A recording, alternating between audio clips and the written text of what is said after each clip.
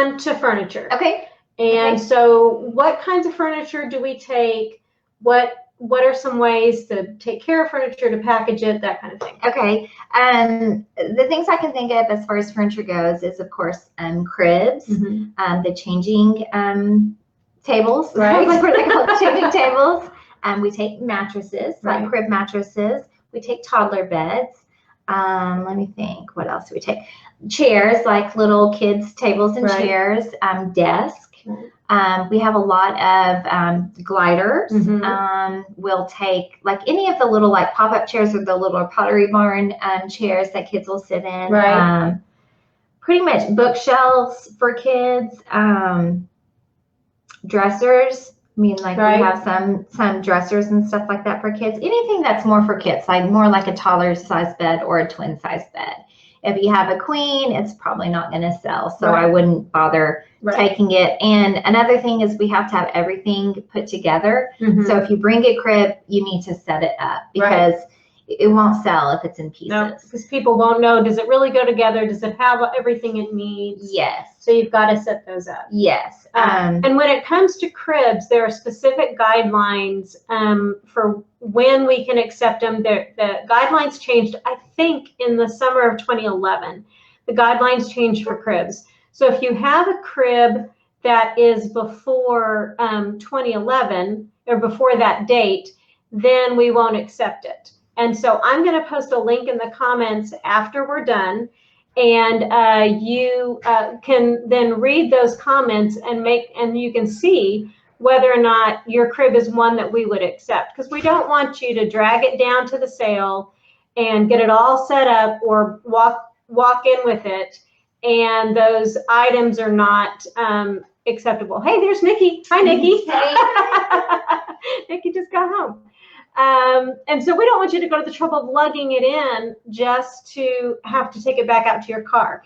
And we'll have some people at the dock that are looking for the date. So if you're selling a crib, just like with a car seat, you have to find the date on the crib. It's usually on a sticker on the bottom or on the rail at the bottom. Because if you can't show us the date it was manufactured, we won't sell it. Just we have to make sure. Just like the email I sent out today, those of you that are registered about recalls, we have to be careful. We can only, do the things that we absolutely know we can do.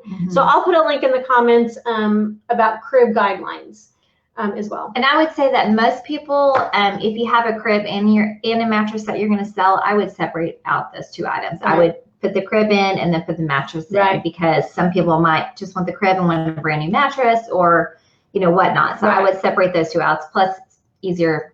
I feel like those two pieces are both big, so you don't want them to get lost. Right. And that does remind me that one thing that we don't accept is bedding. Yes. And so, so no bedding at all, no decorative items, so no wall hangings. Yes. If you have like a little hat rack, a little kid hat rack, we'll take that, right? Because it's on the floor. Yes. But nothing that hangs on the wall. No wall decor. No. We might take like a little bench or the little chase lounges that they have for little kids and anything like that. But no lamps, no wall decor, nothing like that. It'll get pulled from the sale. Yeah. The other thing on furniture is to make sure that it's clean. Just wipe it down, take some Clorox wipes, just wipe everything down and make sure it's clean. It will sell a lot better. Same thing with the chairs, like the Pottery Barn chairs always come to mind because we see those and all you have to do is unzip that cover, throw it in the washing machine and then put it back on. But if it is stained or, dirty, it will get pulled from the sale. And then it'll just be a waste. All you have to do is throw it in the washing machine and it'll be good to go.